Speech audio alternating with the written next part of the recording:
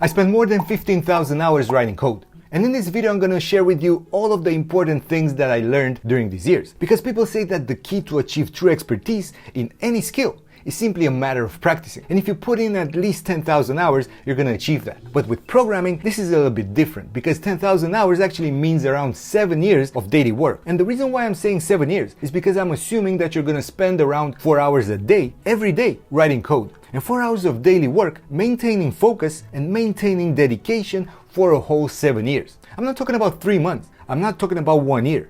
I'm talking about 7 years. Programming requires you to maintain a high level of productivity over extended periods of time. And not over days, but over years.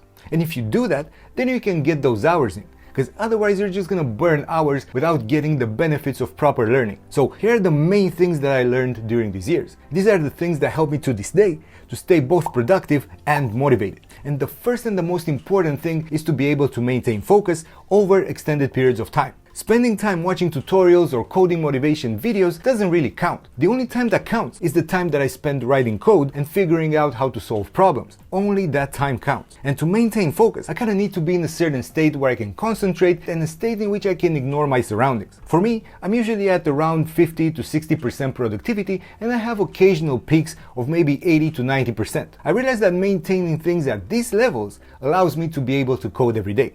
To give you a better understanding of what I mean when I'm talking about 80 to 90%, this is when in the evenings I find myself that I can't really think anymore and then I kind of need to recover and I need some sleep in order to do that. In these times I can maintain maybe this level for about 4 or 5 days, but afterwards I need to take a break for maybe a day or two in order to unwind. Or at least I need to scale it back down to 40 or 50% and then I can carry on lighter for a couple of days and then get back into my rhythm. If you have a day job, you cannot really achieve this level. It's not that you don't want to, but in the evening, you're already tired and your mind doesn't really work as sharp. So you cannot really get more than 30 to 40%. And I think you can achieve these moments only when you can set your own schedule. Only when you can assign tasks to yourself for days at a time, right? So you need to be able to allow yourself the time to assign these tasks for more than just one day. You need to have continuity in your thinking. And then you can be actually fully committed and then you can push through boundaries. The next thing that I learned is that I need to maintain interest in what I'm doing. And therefore I try not to work on things that aren't useful. Otherwise I kind of burned out and then I need days in order to get back into it. This is what happens when you're not passionate about what you're doing. And I sometimes feel like this when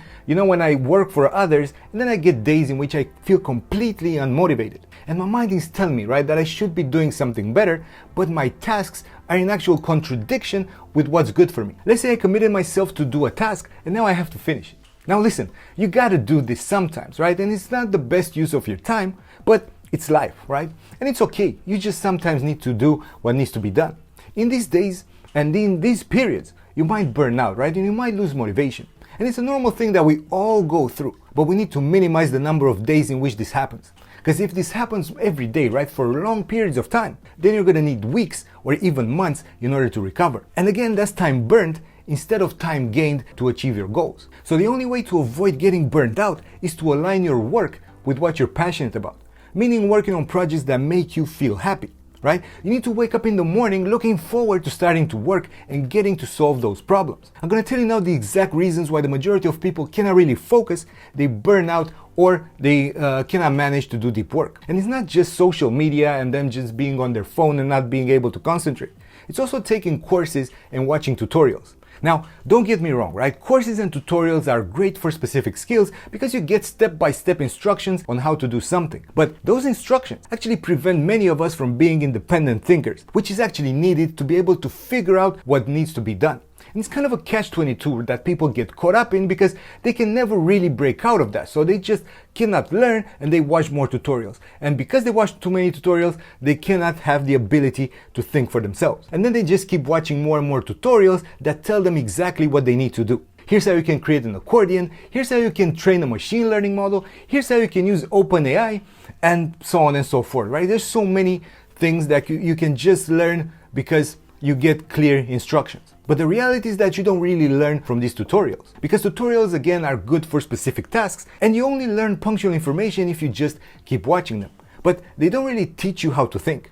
And to be fair, that's the greatest asset that you can have, especially in these days. You have to have the ability to think analytically and the ability to solve problems, right? You need to be analytical and creative in order to solve these problems. And this is exactly what you don't learn by following instructions. And unfortunately, books or courses don't really teach you that, right? Even the ones that are supposed to teach you exactly how to think creatively, even those ones just give you clear instructions on how to think and organize yourself. So therefore, you're not going to really learn how to think because you're just following instructions on how to think. The only way to learn is to actually work independently, to create your own tasks, and to solve them after you know exactly what you need to do. You need to organize yourself in such a way that you can deliver what needs to be delivered. And during this time, every hour that you spend programming is an hour gained towards those 10,000 hours. And this brings me to the third lesson that I learned, and that's to always have a clear goal. Because you always need a clear goal before you actually start doing anything. And that goal cannot be something like learning. The goal needs to be clear and actionable. You cannot have some abstract goal like I just need to learn some framework. Because if you don't know exactly what you need to do, you're never going to get anything done.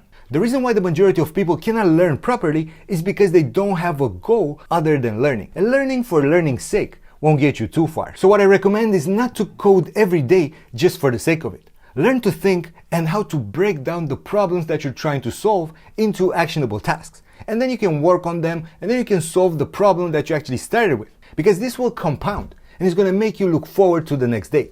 So here's my recommendation. Take as many hours in your day and do this, right? Just sit in silence and let your thoughts wander.